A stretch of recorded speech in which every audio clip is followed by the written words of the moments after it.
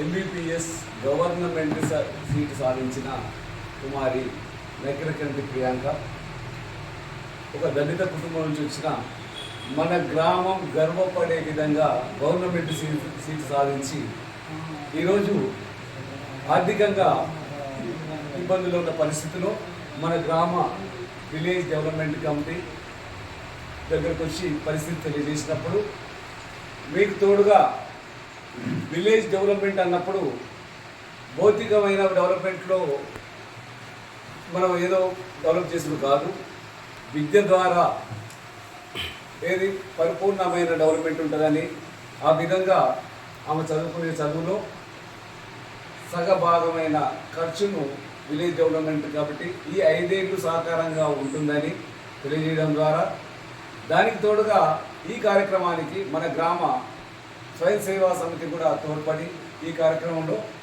చిరంజీవి ప్రియాంకకు మనం ఈ విధంగా ఆర్థిక సాయం చేస్తున్నాం. ఈ సందర్భంగా విలేజ్ డెవలప్మెంట్ కమిటీ మరియు స్వయం సేవా కమిటీ ఈ ఆర్థిక సహాయ కార్యక్రమాన్ని చేపట్టడం జరిగింది. ధన్యవాదాలు. శేఖర్ సార్కి నా స్పెషల్ థ్యాంక్స్. నాకు హెల్ప్ చేస్తున్నందుకు నా ఎడ్యుకేషన్ జర్నీలో నాకు హెల్ప్ చేసినందుకు అందరికీ నేను కూడా మళ్ళీ నా మెడిసిన్ అయిపోయిన తర్వాత ఫ్రీ సర్వీస్ చేస్తాను. Thank you. సీట్ వచ్చింది. ఈ సీట్ వచ్చే టైంలో చాలా క్రిటిక్స్ నేను కూడా ఫేస్ చేశాను. లైక్ మా క్యాస్ట్ సీట్, ఈ కోటాకు సీట్ వస్తుందా, లేకపోతే ఆ కోచింగ్కి నేను వెళ్ళగలుగుతానా, అన్ని డబ్బులు ఉన్నాయా, నారాయణ చైతన్యంలోనే సీట్ వచ్చిన వాళ్ళు అంటే అందులో కోచింగ్ ఇచ్చిన వాళ్ళు చాలా ఉంటారు. నేను కూడా నా సొంతంగా ట్రై చేసినా కానీ రాలేదు. సో పేరెంట్స్ అందరికీ నా రిక్వెస్ట్ ఏంటంటే పిల్లలు మీ ఓన్గానే చదువుకోండి, వాళ్ళు చదువుకుంటారుగా మీరు చదువుకుంటారు అట్లా కాదు, వాళ్ళకు కూడా మీరు కొంచెం ఎంతో కొంత ఫెసిలిటేట్ చేయాలి. బుక్స్ని, టీచర్స్ని, కోచింగ్స్ పంపించడం ఇలాంటివి చేయాలి. అట్లయితేనే వాళ్ళు కూడా ఏదో ఒకటి తీసుకొని వస్తారు. ఇంకా